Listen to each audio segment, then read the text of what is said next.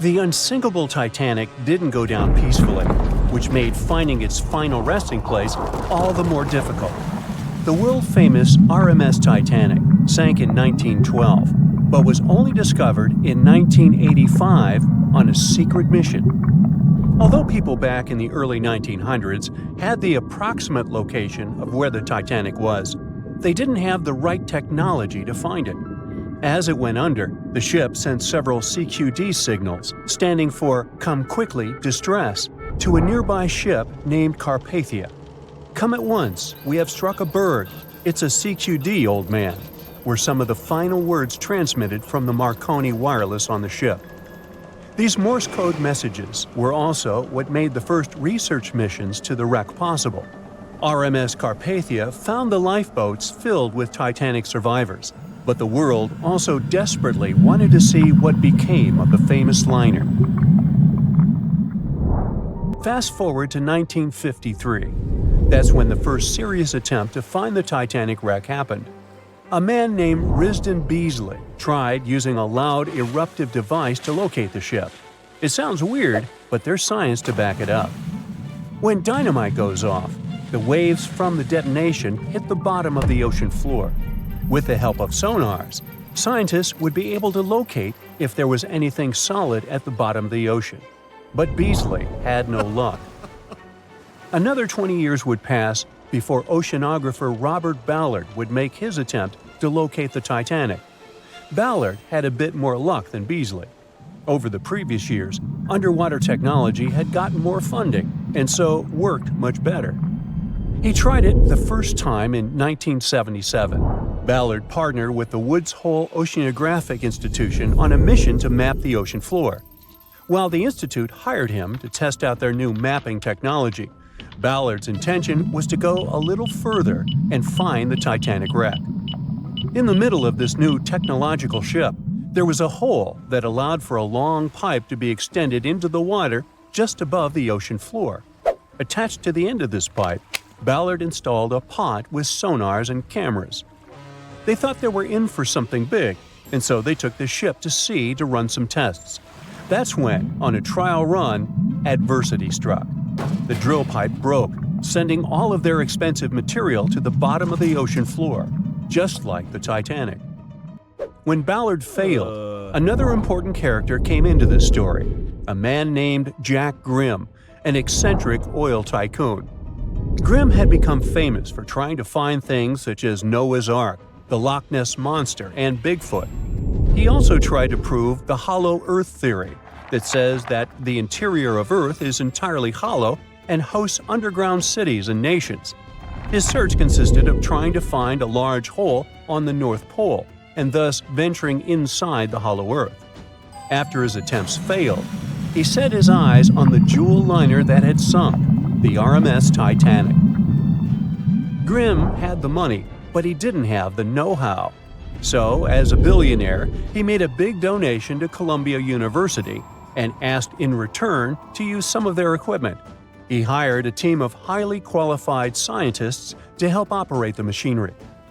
Here's where it gets a little strange. Jack Grimm was a believer in folklore and non-conventional ways of doing things. So he brought a monkey on board and surprised the research team. This monkey, called Titan, was believed to point to a map and locate lost things. In this case, the Titanic. The scientists went crazy when the monkey appeared and told Grimm it was either them or the monkey. This expedition left Florida without Titan. Yes, there would be no monkey business. They set the course to the exact location of Titanic's last distress signal. They arrived, examined every inch of the ocean floor, but still found nothing. Grimm's first expedition lasted 3 weeks, but unfortunately, they found absolutely nothing. They tried a particularly good search method known as mowing the lawn, where they mimic such movements to map every inch of a larger area around Titanic's distress coordinates. The reasons for failure were important defects in the equipment and terrible weather.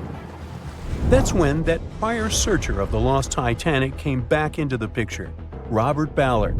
He didn't have the millions Jack Grimm had, but he had one thing going for him. The marine geologist was working closely with the U.S. Navy to locate two nuclear submarines which had sunk in the 1960s. Ballard himself says he was living two lives, one as a researcher and the other as a Navy intelligence officer. The deal was simple. He'd have a green light to search for the Titanic after he found the two missing submarines. To find Thresher and Scorpion, he used an unmanned submarine vehicle called Argo.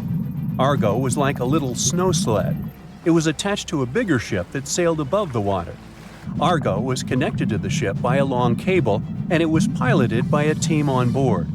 The sled had sonars and cameras that provided real-time imaging of the ocean floor, so it was a real advancement on other attempts. After much thinking, he had a eureka moment.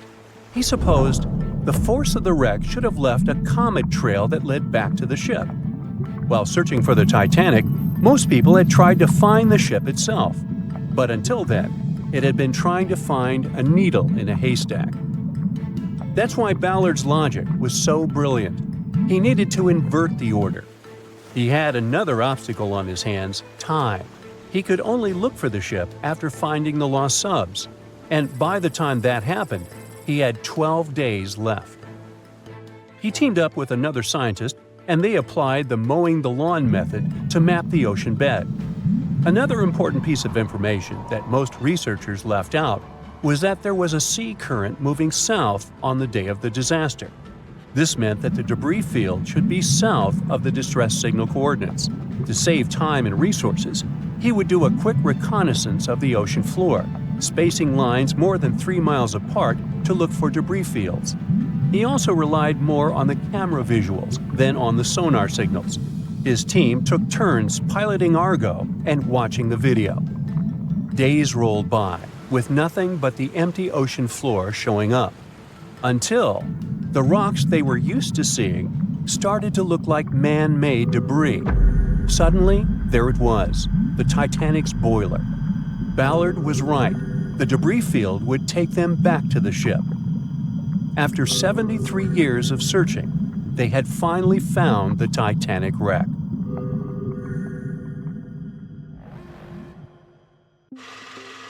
We know Titanic from so many stories, even a movie, but now we have its first full-sized digital scan. And nope, it's not like those models from before, where we mostly imagined what the ship was supposed to be like. This time we got a real digital scan. A team of experts really mapped the deep-sea floor around the Titanic together with the ship itself. We basically got a 3D view of the entire wreck, which is like going deep down beneath the ocean's surface and seeing Titanic as if all the water has been drained away. So, the story of the wreck started in 1985, 73 years after the Titanic went down. The explorer named Robert Ballard stumbled upon it somewhere between two submarines that also went down in that area. He was actually on a different task back then, so he didn't even have time to explore the ship properly. But as he was searching for the submarines, he realized how ocean currents affect sinking debris. He noticed the heaviest object sank quickly and left a trail of debris behind, the trail that followed the currents.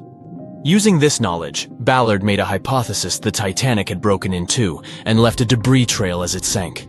Before he found the wreck, everyone thought the ship just went down in one piece after hitting an iceberg. So everyone knew where the ship was so the adventure could start, or not. It was hard to explore it. The ship is enormous, and the dark depths of the ocean make it really difficult to capture its whole body in one go. So we mostly relied on glimpses of the decaying ship, and had to settle with teasing scattered parts of the whole picture and filling it up with speculations and stories. But in the summer of 2022, we finally got something different. A team of experts from Magellan Loaded, a company specializing in mapping the deep sea, teamed up with Atlantic Productions, who were making a documentary about the project. They embarked on a mission to capture the complete view of the Titanic. They used submersibles. Those are vehicles that go underwater, remotely controlled by a team of skilled explorers. These submersibles dove deep into the ocean. It wasn't an easy job.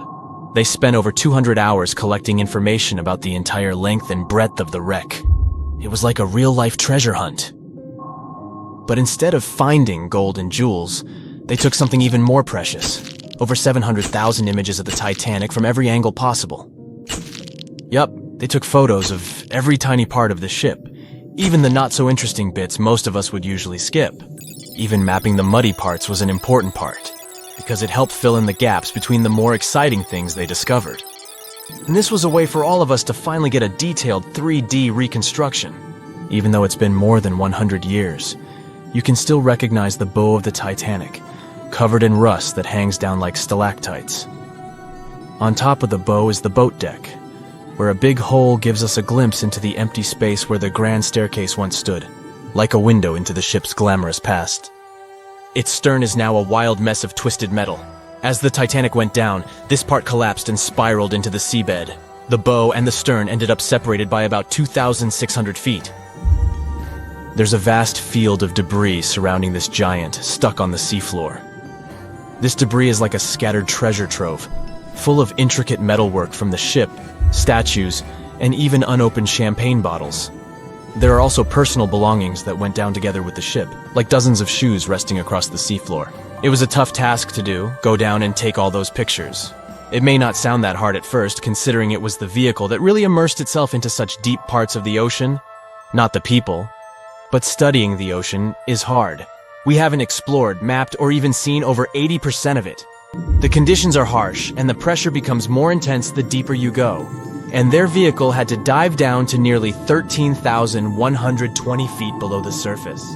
That's like 12 Eiffel Towers stacked on top of each other. Plus, you have strong currents in that area, so it was probably like trying to navigate through a watery maze. And submersibles weren't supposed to touch anything. Even the slightest wrong step can damage the wreck that was already so fragile. It seems like the Titanic is frozen in time, so it will always be there waiting for us. But in reality, it's slowly disappearing. It's pretty obvious that the ocean water ruined it considering how long it has been down there. But it's not just that. The wreck itself has become a home for a specific type of bacteria Halomonas titanicae that even got named after the famous ship. These bacteria have a special ability. They can survive inside rusty formations known as rusticles. They kind of look like icicles, those spikes of ice that form when water falls from something and freezes. These bacteria have a taste for iron, which is abundant in the ship's hull. For them, it's like a real buffet down there. And as time goes by, these bacteria will keep eating away at the iron in the ship, bit by bit, until one day the feast comes to an end and the whole ship is gone. It's like a slow but steady recycling process. So this 3D model we got because of the hardworking team and technology comes at the best time because we never know how much time we have left with exploring the famous wreck. This time we might even understand the collision with the iceberg better. You know how movies always show the Titanic hitting the iceberg on its right side?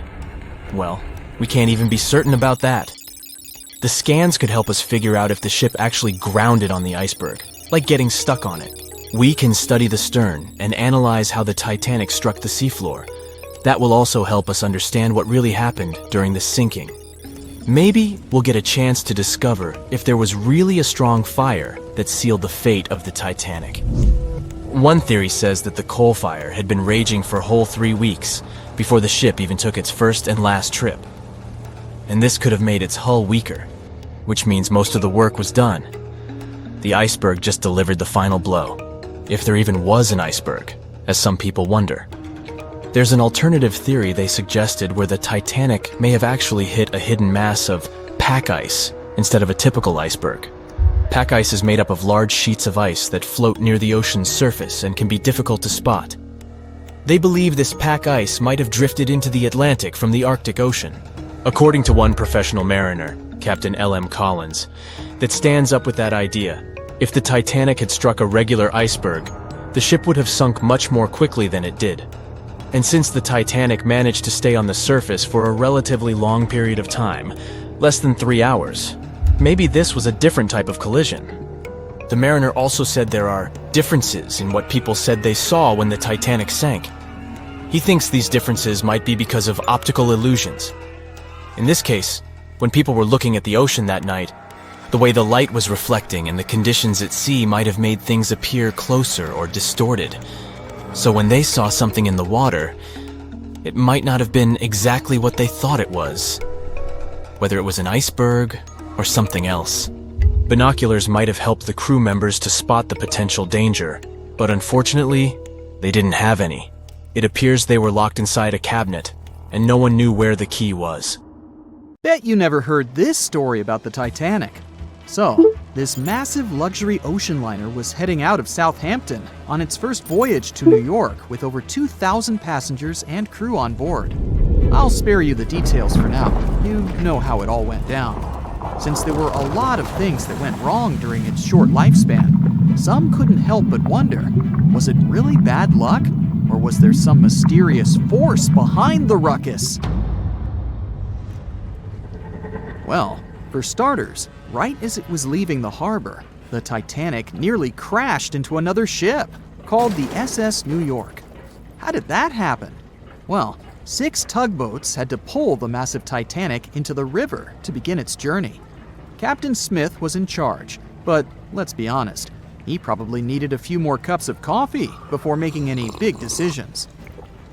So, as the Titanic was speeding along, minding her own business, she passed the New York and the Oceanic ships. The Titanic decided to make a left turn, but the suction was just too much for the poor New York. She started to drift off towards the Titanic. The Oceanic was leaning so much, her gangplank smacked into the water like a belly flop in the pool. Thankfully, the captain of one of the tugboats was there to save the day. He used his trusty megaphone to call the Vulcan to the port side of the Titanic to pick up some crew members. He then noticed the New York in trouble and acted quickly, throwing a line to slow her down. The Titanic's captain was probably scratching his head, wondering how to handle these big ships like the Titanic. That's because he'd only recently experienced sailing on larger ships. Close one, right? Well, it was just part of the story. As it turns out, the huge list of misfortunes might have started even earlier. Another theory suggests that during the ship's construction days in Northern Ireland, a fire broke out in the coal bunkers. Talk about a rocky start. If this information is correct, then the ship's hull may have been affected by the incident before it even set sail.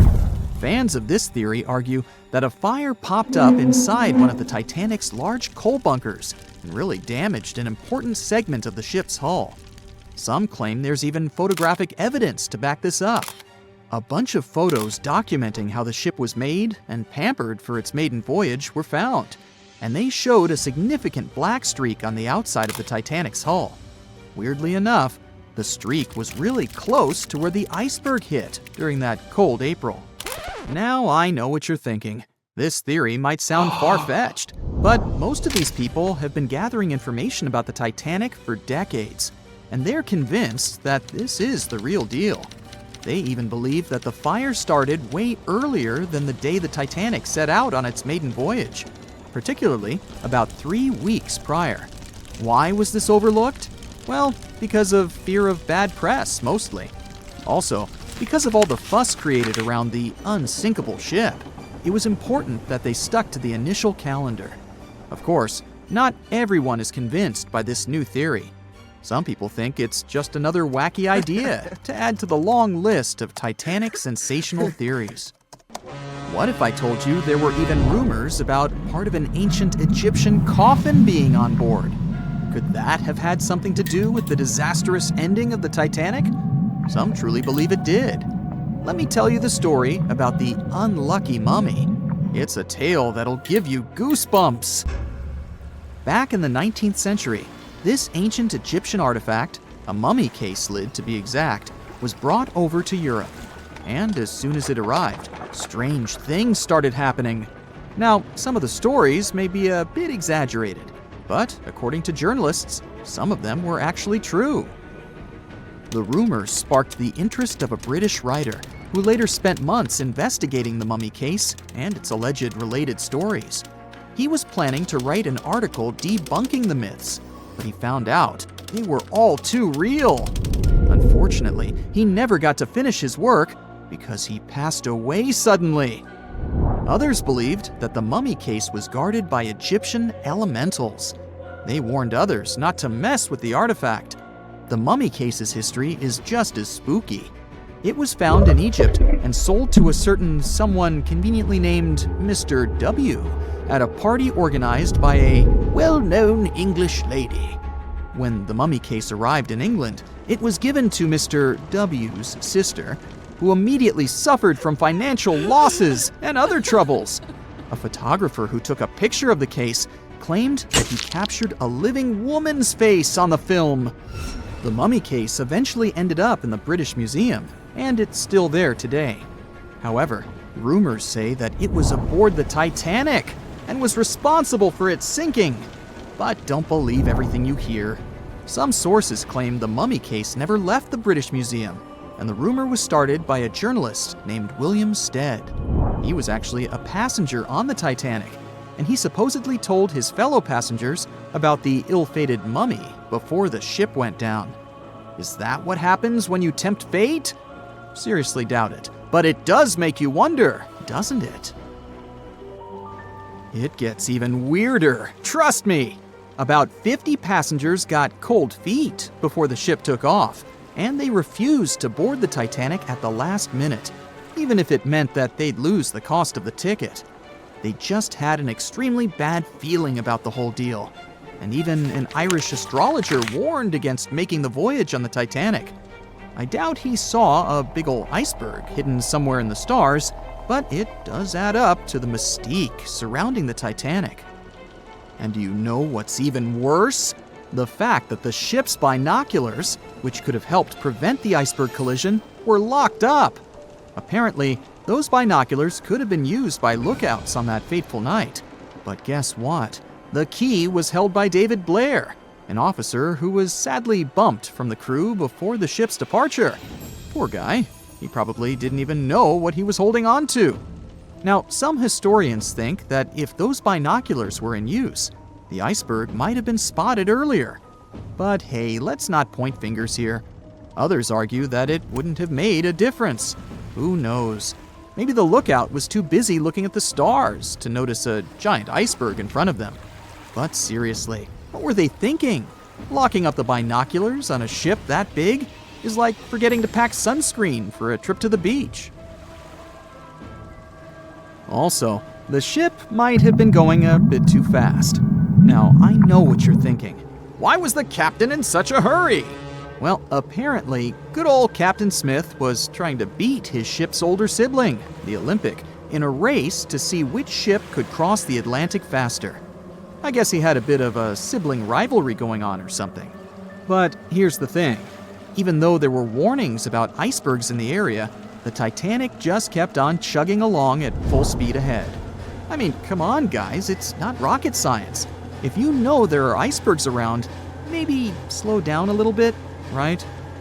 And then, close to midnight on April 14th, 1912, the Titanic hit that iceberg and sank in the North Atlantic. It also famously had a mere 16 lifeboats and 4 collapsible dinghies on board. No wonder it ended up being one of the worst maritime disasters in modern history.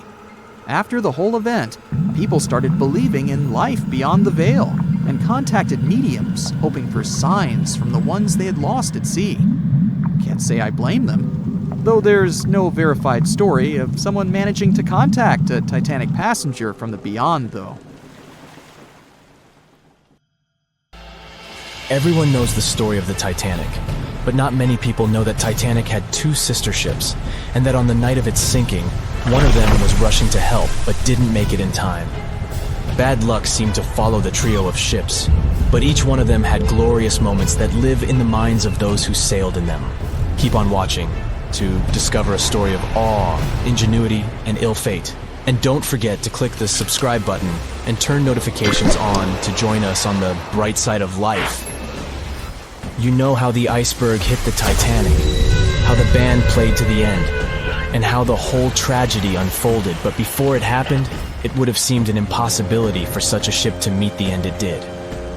None of that could have been foreseen by White Star Line, the company who built the Titanic, who had high hopes for what the unsinkable ship and its sister ships, the Britannic and the Olympic, would accomplish.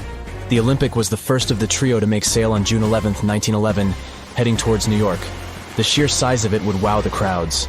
The Olympic's maiden voyage went without incident, and a crowd of 8,000 people in New York got to explore its luxurious accommodations while it was docked there. There were high expectations for the massive ship, but just around 2 months later, the Olympic crashed with the HMS Hawk. The Hawk got the brunt of the damage as the bow was left flat as a pancake. After the crash, the Olympic made its way slowly back to Belfast, where the Titanic was being constructed. On the dock, people could see the two enormous ships side by side, as parts of the Titanic were used to put the Olympic back in shape. A rare sight to behold. And on April 14, 1912, the Titanic hit an iceberg, and minutes later, the crew radioed nearby ships for help. That night, the Olympic was returning from New York when it received the distress signal. The ship turned around and rushed at full speed towards the Titanic, but they were so far away that they would have arrived next night. At some point during the early hours of April 15, 1912, the crew of the Olympic decided they wouldn't make it in time and stopped course. The survivors of the Titanic were eventually rescued by the Carpathia. Olympic was set up with lifeboats for all crew and passengers after the Titanic sank. It went from having 20 lifeboats to 64. Changes were also made to the watertight bulkheads, and an extra hull to construct a type of double hull was installed. It was determined that a double hull would have kept the Titanic from sinking. For several years, Olympic was used in the war effort against Germany. Throughout the years, Olympic carried over 200,000 passengers, which included thousands of Americans fleeing from Europe and troops battling during World War I. One of the most significant moments for this ship was when it struck a German submarine and sank it. It was discovered that the submarine was preparing to fire a torpedo on the Olympic before Olympic rammed it. The Olympic ended up sailing the seas for 3 decades, which earned her the nickname of the Old Reliable, despite some previous accidents. It went on to help the survivors on the HMS Audacious when it was sinking, and do what it couldn't for its sister, Titanic. Eventually, bad luck caught up with the Olympic.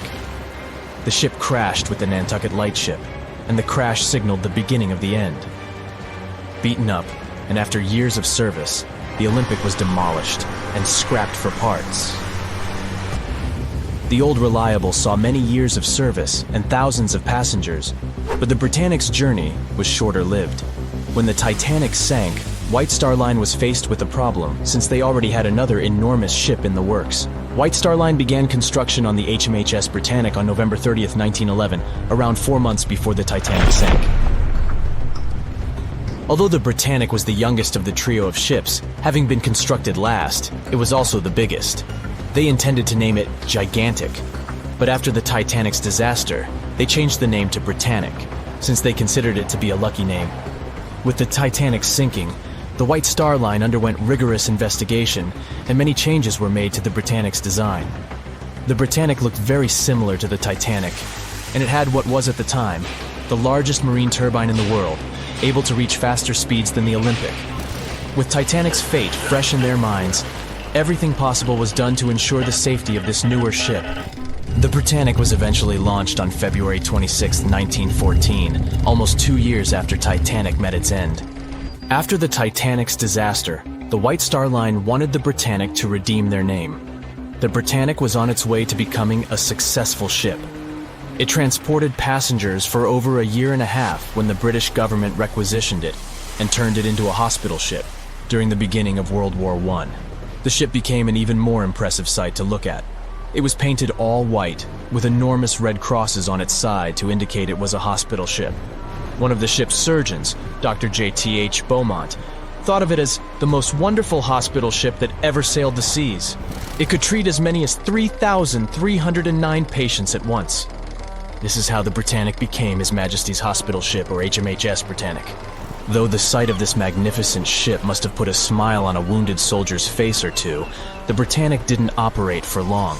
Just a year after it was turned into a hospital ship, the Britannic was making its way through the Aegean Sea to pick up wounded soldiers, when it was struck by a loud explosion. The passengers didn't know what had happened, but headed to the deck to disembark. It is unclear what hit the Britannic, but the general consensus is that it was struck by a mine left by a German U-boat, though some still believe a torpedo hit it. The captain tried to move the ship to a beach close by, but the ship was sinking fast. In the desperation, against the captain's orders, several crew members launched lifeboats and disembarked. But since the ship was moving and the propellers working, the lifeboats were sucked and destroyed by the propellers. though so much effort had gone in to ensure the Britannic was safer than the Titanic. Whatever explosion occurred left the Britannic in the same dire condition as the Titanic in just 10 minutes. In a cruel twist of fate, it also sank in the ocean. Unlike Titanic's enormous death toll, only 30 people perished in the sinking of the Britannic, and over 1,000 survived. So many people survived because the accident happened in the morning, when the temperature of the water was warmer and the Greek island Kea was close by to offer help. In the end, the Britannic only sailed the seas for over 2.5 years. The bad luck that followed the Titanic and the Britannic and the accidents and demise of the Olympic was remarkable. But what was most impressive is that there was a woman who sailed on all 3 ships and survived. Violet Jessup was a crew member and nurse aboard the ships. She was there when the Olympic collided with the HMS Hawk in 1911 and disembarked safely. 2 years later, she escaped the sinking of the Titanic in lifeboat number 16, and she showed some women it was safe to board the lifeboats. You'd imagine that would be enough to keep her from ever getting on a boat again, but not for her. A few years later, she served as a nurse in the Britannic while it was used as a hospital ship. When the explosion occurred, Violet jumped overboard, was pulled under by the water, and hit her head on the keel but survived. Can you imagine her experience? She must have had nerves of steel. All in all, the trio of ships saw journeys of triumph and tragedy. Ill fate might have followed them, but all the survivors were left with incredible stories to tell. So tell us, Brightsiders, would you have liked to have seen any of these ships in real life? Let us know in the comments section. Don't forget to give this video a like, share it with your friends, and click subscribe to stay on the bright side. Back when it was built, the Titanic was one of the largest and most luxurious passenger ships, with high-class features like a grand staircase, a swimming pool, and a gymnasium. People thought it to be unsinkable because of its advanced safety devices. Its tragic sinking on its maiden voyage in 1912 proved it wasn't at all the case. It wasn't until 1985 that the Titanic's wreck was finally rediscovered using state-of-the-art sonar technology. Ever since, thousands of items have been recovered from the Titanic, many of them being put on display or sold for auction. Things like jewelry, a life jacket, a menu from the ship's restaurant, or even a sample square of carpet from the first-class stateroom have all baffled the public and told stories of the many on-board people. Scientists have even tried to come up with strategies to get the Titanic back up, not because they want to put it up for display, but so it can be properly studied, and more importantly, to stop it from getting more and more damaged at the bottom of the ocean. Some have suggested filling the wreck with ping pong balls to make it float, while others even considered injecting it with 198,000 tons of Vaseline. Another creative solution was proposed, the idea of using a giant claw or scoop to lift the Titanic. Nobody came up with this device. Using 500,000 tons of liquid nitrogen to trap it in an iceberg that would float to the surface was also considered, but all these potential strategies had to be eventually let go, since the Titanic is way too fragile to ever be recovered. As the Titanic's iconic bow railings are in danger of collapsing, metal-eating bacteria continue to chew away at the ocean liner's wreckage. An undersea exploration company plans to gather data about the ship's deterioration in annual expeditions. They hope this will help them learn more about the Titanic, and also more about the ecosystem that shipwrecks create. The over 100-year-old ocean liner is also being damaged by deep-sea currents daily. Some experts predict that the ship could disappear in a few decades due to holes in its hull. The deck that passengers crowded on as the ship sank has caved in. The gymnasium near the grand staircase has also fallen in, and a 2019 expedition found that the captain's bathtub, which became visible after the outer wall of the captain's cabin fell away, is no longer there. Those annual expeditions also gather data about the creatures living at the site, including crabs and corals. Surprisingly, many species have only been seen there at the Titanic wreck, so scientists are curious to find out more about them. The most famous out of all these creatures is the Halomonas titanicae. It's a bacteria, and it was discovered on the wreckage of the Titanic. What's interesting about this creature is that it's able to thrive in extremely salty environments. It's also been resistant to several antibiotics, unlike other types of bacteria. It's probably because of this superbacteria that the deterioration of the ship's iron hull happened so fast. The expedition will also look at the debris field and its artifacts. On the site, there are still traces of little personal items like clothes and luggage. One of the most interesting stories about Titanic artifacts is that of the passengers' shoes. Most of the Titanic items that have been lost at sea deteriorated or disappeared completely. But not the shoes. They seem to be able to resist the harsh conditions. On top of that, the leather in most shoes is perfectly preserved, probably because of tannin, a substance used in the tanning process of leather. It helped the shoes resist the damaging bacteria found underwater. All this exploring might have gotten you all excited. If that's the case, I have some good news to share. You might even be able to join the expeditions. To personally explore the Titanic, you have to plan ahead and apply to be a mission specialist with OceanGate, the company responsible for the journey. However, this experience does come with a high price tag of $250,000. Despite the cost, this once-in-a-lifetime experience is in high demand because of the limited spots available. If you can afford the exploration, you will have the chance to collaborate with renowned specialists in marine biology, oceanography, the Titanic, DNA, and the deep ocean. Accommodations and meals on the dive support vessel are also included, as well as training and guidance from specialists before and during the mission. Lastly, you don't even need to bring your own gear, as the expedition equipment is included as well.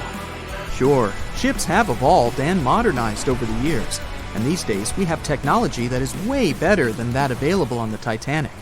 But this ship remains an amazing piece of history because of its many unusual features, like the fact that the Titanic's whistle was loud enough to be heard over 11 miles away, or the fact that the ship's hull was painted with a special mixture of red lead and linseed oil, which was believed to be effective in preventing the growth of seaweed and other marine organisms. However, despite popular belief, the ship's iconic fourth smokestack was not functional and was only used for ventilation and aesthetics. Probably one of its biggest flaws was its number of lifeboats. Despite its size and luxury, the Titanic only had 20 lifeboats on board, which were not enough to save all of its passengers and crew once it hit the iceberg. The Titanic may be the most famous shipwreck, but it's not the only one. The fleet of Kublai Khan tells a similar story. This one was a large naval force commissioned by the Mongol ruler Kublai Khan in the 13th century. The fleet was intended to travel to Japan and establish the Mongols as powerful rulers in the region. However, in 1281, the fleet was supposedly caught in bad weather and was seriously damaged, with many ships being destroyed. Legend has it that the fleet was torn down by a massive typhoon that came to be known as the kamikaze, or divine wind. This strong storm was believed to have been sent by the higher spirits to protect Japan from the Mongols. The truth about its disappearance remains a mystery to this day.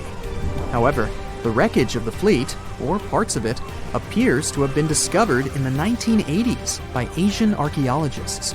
They dug across the site and studied the remains of the ships at a location near Imari Bay. The shipwreck is, to this day, considered to be an important archaeological discovery. That's because it informed us how well prepared the Mongols were back in the day in terms of their ships. Another tragic story is that of the RMS Empress of Ireland. This was a British passenger ship that operated until May of 1914. This is when the ship was sailing from Quebec City to Liverpool, but it ran into the Norwegian collier SS Storstad in the fog off the coast of Rimouski, Quebec. The collision caused a large hole in the side of the Empress of Ireland, and the ship began to quickly take on water and sink. The crew and passengers were caught off guard, and many were unable to evacuate in time. In total, 1,012 people were lost in the disaster, making it one of the worst maritime collisions in Canadian history. Rescue efforts were hampered by poor visibility and the fact that many of the lifeboats were damaged or unusable. Only 465 people survived the sinking, and many of them were rescued by the Storstad. which had remained in the area despite its damage. The sinking of the Empress of Ireland was a national tragedy in Canada, and it led to changes in maritime safety regulations and the establishment of a Coast Guard. The ship still lies at the bottom of the St. Lawrence River, where it has become a popular dive site for enthusiasts.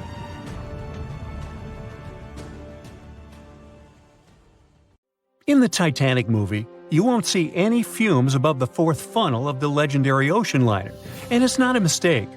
Back in 1911, the year before the Dream ship's departure, large ships would mostly sail with 4 chimneys. They needed those to draw heat and fumes from their massive boilers. The Titanic was a real engineering gem that only needed 3 chimneys to function. So the fourth was added for balance and more impressive looks. The White Star Line thought the public would have been disappointed to see only 3 pipes on the greatest ship of all time. The Titanic's sister ships, the Olympic and the Britannic, also had 1 fake funnel each for the same reason. The dummy chimney wasn't completely useless and served for ventilation. It took out the fumes from the machine spaces in the lower decks and from one of the first-class general rooms. 1 big ventilation funnel, instead of several small ones, helped to declutter the upper decks and left more open space for passengers to enjoy their strolls. When Titanic went down, the funnels, each weighing 60 tons, went down with the rest of the ship. They were made extra tall to make sure the passengers weren't covered in the suit being ejected. Their height and weight let them stay in the upright position. The forward funnel, followed by the others, fell only when the ship went for the final dive. Those chimneys were much lighter than the bow, so they spread among other debris. The light material they were made of flattened once it hit the bottom, and the iron-eating bacteria living deep down took care of it later. The bow of Titanic remained intact when it hit the seabed, but the stern was completely mangled. When the famous ocean liner hit that iceberg, things got really messy. It took the future movie star a whole 2 hours and 40 minutes to submerge completely. The collision let water flood 6 out of 16 watertight compartments. As the water gushed into the starboard side, the ship started to tilt down in the front and a bit to the right. By midnight, the damaged compartments were spilling water into others, and it was chaos because these compartments were only watertight horizontally. Soon enough, water started flooding through the anchor chain holes, and by 2 a.m., the bow was sinking, and the stern's propellers were lifted out of the water. The ship kept flooding until the moment the bow went underwater, and the stern shot up almost 45 degrees. The weight of those massive propellers stressed the ship's midsection. The steel just couldn't handle it and failed. Survivors described that moment as some loud noise, like breaking china or falling gear. That was the Titanic's upper structure giving in. By 12 past 2 a.m., the bow and stern were only connected by the inner bottom structure. Minutes later, the bow, weighing almost 16,000 tons, broke loose from the stern. The stern rose sharply to an almost vertical position and started sinking slowly. By 2:20, it disappeared underwater. The bow was cruising down at about 13 miles per hour and had hit the ocean floor almost a half an hour before the stern. The 2 parts of the Titanic now lie 2,000 feet apart, pointing in different directions. The bow remained mostly intact, just covered in mud. The stern turned into a tangled wreck because of the implosions it went through during the descent. The air trapped within the structure just couldn't handle the increasing pressure of the water deep down. Signal rockets played a big part in the Titanic's tragedy. When a ship goes down, you're supposed to shoot up red flares to signal trouble. But someone decided to stock Titanic with white lights instead of the usual red ones. So when the ship smacked into that iceberg, the crew fired off white flares. The SS Californian was passing nearby, and its captain knew the Titanic was in a dangerous iceberg zone. The crew didn't spot the sinking Titanic, but they sure saw those white rockets. The radio between the ships was useless because the Californian's operator switched it off. The captain had a gut feeling something was off, so he flashed a Morse code light signal at Titanic. But he received no reply because the Titanic had already gone underwater. There was another ship, Samson, sailing alongside the Titanic. It had plenty of illegally hunted frozen seal meat from Canadian waters abroad, so it was sailing with lights off to remain unnoticed. When they saw the Titanic's white rockets, they thought it was the Coast Guard and zoomed away. Samson didn't have a radio, so they couldn't find out about the ongoing disaster. The crew got the news about Titanic only when they got to the coast of Iceland the following month. There have been many theories to explain the Titanic tragedy, and one of the recent ones says that there was a fire involved. An Irish journalist went full detective for decades, digging into the mystery, and stumbled upon a game-changer. He came across a photo album that had been hiding from the public for a century after the tragedy. In the pictures, taken at the Harland and Wolff shipyard in Belfast, Northern Ireland, just over a week before the liner sailed, you can clearly see a massive 30-foot black spot on the ship's hull. Maloney researched the photos and eyewitness testimony from the time and claimed that a fire spontaneously broke out inside of one of Titanic's enormous coal bunkers. It was raging for a whole 3 weeks and messed with the metal, critically weakening a crucial segment of the ship's hull. Back then, most ships had just one hull, so it was the only skin the Titanic had. That's why the iceberg managed to punch a hole through the ship so easily. If it hadn't been for the fire, the Titanic might have shrugged off that iceberg collision. The company operating the liner knew about the fire, but they decided to conceal that fact. They didn't want any negative stories in the press as they faced some serious competition in transatlantic voyages. The Titanic was sold out, so they stocked up on coal and made it sail. The moon might have also played a role in the sinking. Our satellite heavily affects tides on the Earth. The closer it is to our planet, the stronger the tides are because of the increasing gravity of the moon. Back in 1912, the moon was so close it made several glaciers in Greenland break apart. Massive chunks of ice that broke off from the glaciers started floating south.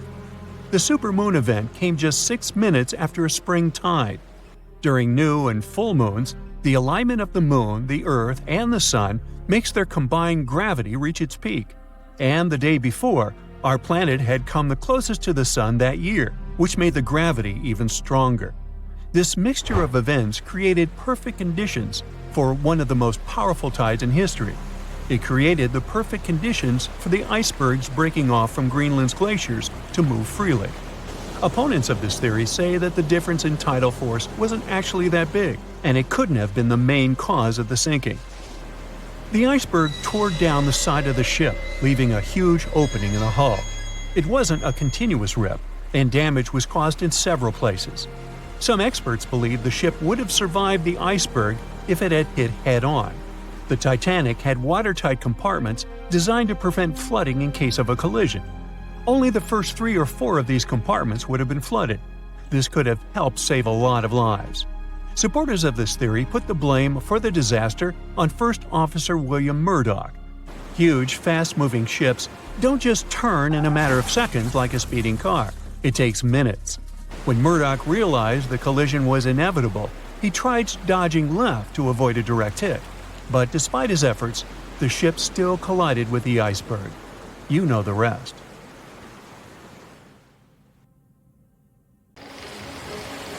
It was 11:39 at night when the Titanic's lookout shouted, "Iceberg, right ahead!"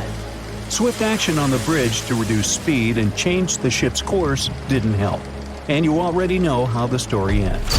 Since then, we've regarded what happened to Titanic as a once-in-a-lifetime event. Is it though? The Titanic sank in 1912. Forget about fancy GPSs or weather satellites. At the time, ships were responsible for warning each other about the location of icebergs, like a "hey man, trust me on this" situation. Then the Titanic disaster happened. To call it a disaster is an understatement, so specialists felt the need to form an organization to avoid this kind of accident happening again. That's why, a year later, they created the International Ice Patrol, or IIP for short. Up to this day, this group has been responsible for giving ships advanced warnings about ice threats. IIP improved their methods over the years, from ship reports and aircraft patrols to satellite images. Recently, they've also been using oceanographic buoys, floating devices providing real-time information about ocean conditions up to 164 feet below the surface to predict the potential drift of icebergs. Luckily, IIP is doing an excellent job in reducing ship iceberg collisions. But don't get too comfortable. because even the most advanced detection equipment can't entirely avoid an unfortunate situation. Between 1980 and 2005, there were 57 incidents involving vessels and icebergs. And the chilling truth is that today's ships are more likely to run into an iceberg than the Titanic was. Studies have shown that 1,038 icebergs crossed the area where the Titanic sank back in 1912. You might think that's a lot, but scientists say it's not really a big deal. I mean, yeah, it's on the higher side, but there have been 14 years with even more iceberg activity since then. Nowadays, the number of icebergs is going up due to the accelerated melting of Greenland's glaciers. And since more ships are heading into polar waters, the chances of ships bumping into icebergs are higher. But the real danger for captains is invisible enemies, called growlers and bergy bits. Growlers are these small icebergs that can be the size of a regular door. And bergy bits are also considered small, measuring around the size of a school bus. These icebergs might seem harmless, but they're actually tricky since they can be completely invisible to radars or satellites. Let's see what happens when a modern cruise ship as big as the Titanic hits one of these small icebergs.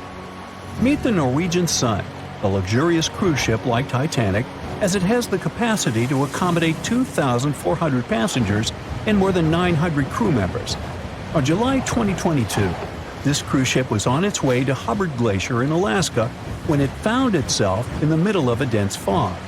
Suddenly, passengers felt an impact and were terrified as the ship experienced a severe jolt. The fog immediately cleared and they realized what had happened. The Norwegian Sun had collided with an iceberg of the growler type. But the outcome was entirely different from Titanic. Thankfully, there were no injuries, and both the passengers and staff reached the Alaskan docks safely. Expert divers checked the condition of the boat, and they discovered that the ship had suffered some damage after the collision, so the rest of the trip was canceled. Now don't stress about packing for your next trip across the Atlantic, because accidents like the one with the Norwegian Sun are really rare. I mean, it's common for ships to encounter ice, but what's unusual is for it to be a problem. Most modern cruise ships wouldn't get physically damaged by an iceberg, and there's a reason for that. You see, the steel used in the Titanic also played a significant role in the disaster.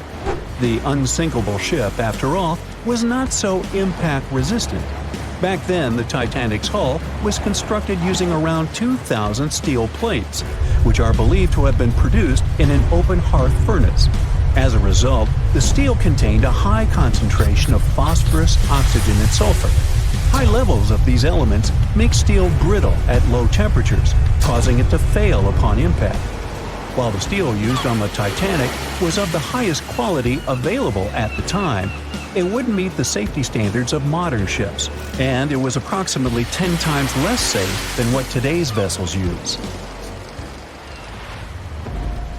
But the most significant difference between the design of the Titanic and a modern ship lies in how the hull is put together. You see, the Titanic was built using over 3 million rivets for its hull and upper deck structure.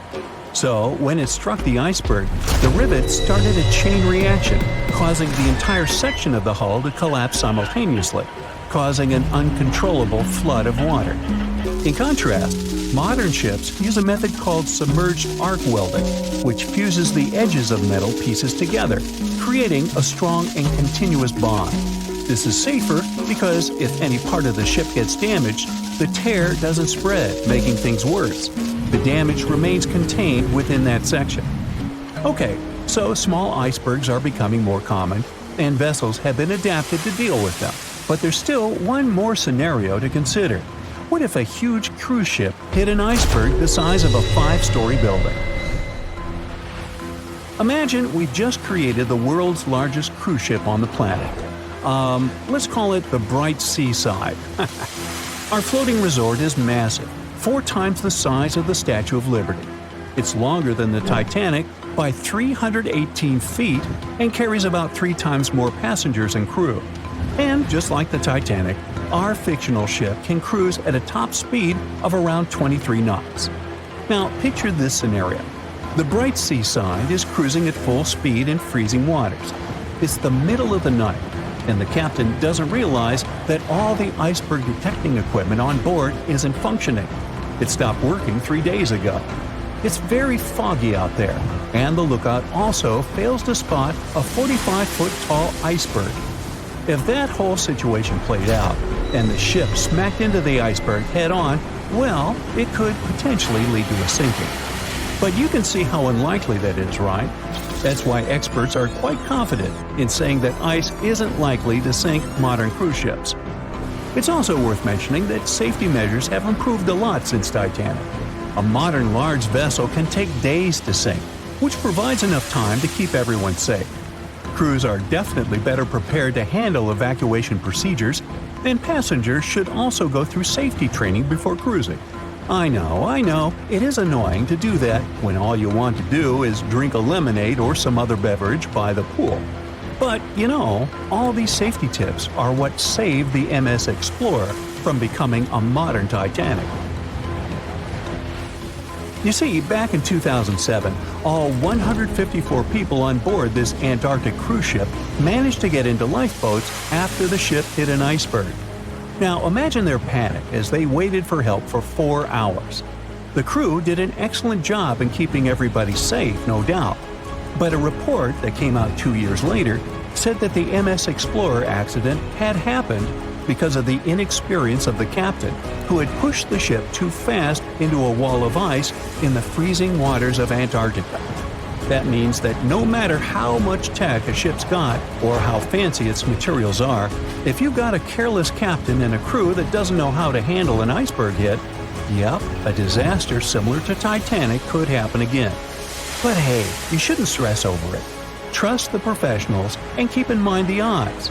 In the last 30 years, the MS Explorer was the only cruise ship that sank thanks to an iceberg, and everyone survived. So kick back and enjoy your sea vacation. It seems like we all cried watching the heartbreaking goodbye of Jack and Rose from the Titanic. Oops, spoiler, sorry. But the real-life stories from the sinking of the famous ship were no less touching. Joseph LaRoche was born in 1886 in Haiti to a wealthy family. He was growing up without a dad, but his mother was a self-made woman and a respected merchant. His uncle was the head of his country. Joseph was fluent in French, Creole, and English. At the age of 15, Joseph realized he wanted to become an engineer. There were no engineering schools in Haiti, so he moved to France to get his education. The journey took him a whopping 83 days. Still, in his student years, Joseph met Juliet in a suburb of Paris through a mentor. They soon became friends, and then it grew into something bigger. The couple decided to get married. There was only one problem. Joseph couldn't find a well-paid qualified job even after completing his studies because of racial discrimination. The intelligent young man realized he could do better. Plus, he needed to provide for his growing family. His third kid was on the way. His uncle back in Haiti promised he'd help Joseph secure a job as a mathematics professor. His mother was overjoyed that her son and his family would be living in Haiti. She bought them first-class tickets for the French liner La France as a reunion gift. But that liner had really weird rules separating parents from their offspring for meals. The LaRoches didn't want to leave their youngsters and make them feel sad on a trip across the ocean. So they decided to trade their first-class tickets for La France for second-class tickets for RMS Titanic's maiden voyage. The Titanic was all the hype, and it didn't separate families, so it looked like a great deal. They planned to change for another ship in New York that would take them straight to their final destination in Haiti. The family boarded the Titanic on April 10, 1912, at Cherbourg. They had 3 days to enjoy the luxurious staterooms, a dining salon, a library, and 3 outdoor promenade decks available to second-class passengers. Juliet sent a letter to her father from Titanic's final stop in Queenston, Ireland. She told him they were more than happy with the accommodation. They had 2 bunks in their cabin and a couch that converted into a bed for their youngest family members. The family made friends with some nice co-passengers with whom they had traveled together from Paris. She thought they had been the only other French people on board, so they sat together for meals. Juliet mentioned they had all spent time together on the deck of the liner. She also wrote the people on board were friendly, although some sources say the family had gone through quite a lot of mean stares, gossip, and remarks. On the night of April 14th, their exciting journey came to an abrupt end. Even though Titanic's wireless operators had received warnings about drifting ice from nearby ships, the liner continued to plow ahead at full throttle. It was around 11:40 p.m. when Titanic's hull collided with the iceberg around 370 miles off the coast of Newfoundland. The practically unsinkable ship was severely under-equipped with lifeboats, enough for only about half of its 2,200 passengers. The nearest rescue ship, the Carpathia, was too far away to help. A steward woke up the LaRoche family and took them to the lifeboats, as Juliet remembered later. She couldn't speak any English, so everything that was going on seemed even scarier to her. A little after midnight, the crew received the order to give priority to women and children when boarding the lifeboats. Juliet later remembered a terrible panic had begun, as people had been pushing each other to get to the desired seat. At some point, she felt they had pulled away her older daughter and thrown her into the abyss. A moment later, she had joined her Simone in the same emptiness. So, pregnant Juliet and her two daughters got spots in Lifeboat 14. But they had to say goodbye to Joseph as the boat was being lowered into the sea. He wrapped his coat around Juliet, saying she'd need it, and promised to get in another lifeboat and see her and the little ones again in New York. The 25-year-old Joseph LaRoche didn't manage to stay true to his word. In a couple of hours, Titanic sank underwater, taking the lives of almost 1,500 people. Joseph was one of them. Juliet and the girls were among the 700 survivors who had been rescued by the Cunard liner Carpathia several hours later. Once they reached New York, they were looking through the crowds of people, hoping to see Joseph again. When it became obvious they wouldn't find him, it was time for them to decide what to do and where to go. Without any knowledge of English or money that had gone down with the ship, Juliet managed to survive in America only for 3 weeks, and then had no other choice but to go back to France. Joseph's uncle was no longer able to help them, as others had taken his life 4 months after the Titanic tragedy. In December 1912, Juliet gave birth to a son who she named Joseph after his father. For the rest of her life, she couldn't get over the loss of her beloved husband. That's why she didn't like to speak about what had happened on Titanic and told her children not to mention it. In 1995, a member of the Titanic Historical Society interviewed Louise, who was the last remaining LaRoche child and the last French survivor of the sinking. And that's when the world first heard about this heartbreaking story. It inspired some plays and articles, but it never got the same attention as the story of other passengers. You probably remember the elderly couple going down together in their bed on the Titanic. It was inspired by Isidor and Ida Strauss. They were both born in Germany and emigrated to the United States as kids. They met in New York and got married 5 years later. Isidor started a china and porcelain business with his brother that grew into the glassware department at Macy's and turned them into multimillionaires. Isidor and Ida were well known in New York, not only for their wealth and charity, but also for their love and devotion to each other. In 1912, the couple decided to run away from the New York winters and headed for Europe. By that time, they'd already been married for 40 years. In early April, it was time for them to sail back home to New York. They normally traveled on huge German liners, but at that time, they couldn't resist the hype of everyone talking about that new luxury liner, the RMS Titanic. That's how they ended up in one of the first-class private suites at the top of the ship. The Strauss couple spent their evenings dining in front of a live orchestra in a hall filled with fancy furniture and expensive wooden paneling. On the night of April 14th, they felt a slight tremor and then left their private suite and waited for instructions from the crew. They told the passengers not to lose their passes, as they'd need them when everyone got back on board. But the ship was going under. The Strauss couple were standing next to Lifeboat 8. Mr. Strauss, who was 67 at the time, was offered a seat with his wife because of his age. He refused it, saying he was not too old to sacrifice himself for a woman. He wanted to wait and make sure no women and kids were left behind. Ellen Bird, Ida's maid, hesitated before getting on the lifeboat, but Ida told her to go. She took the easy decision not to leave her husband on the sinking ship. Ida took off her beautiful mink coat and handed it to her shivering maid, saying she wouldn't be needing it anymore. Isidore didn't manage to convince her to save herself, so they stayed together till the end. Some of the surviving first-class passengers later remembered they had seen the couple standing peacefully on the deck, holding hands, just waiting.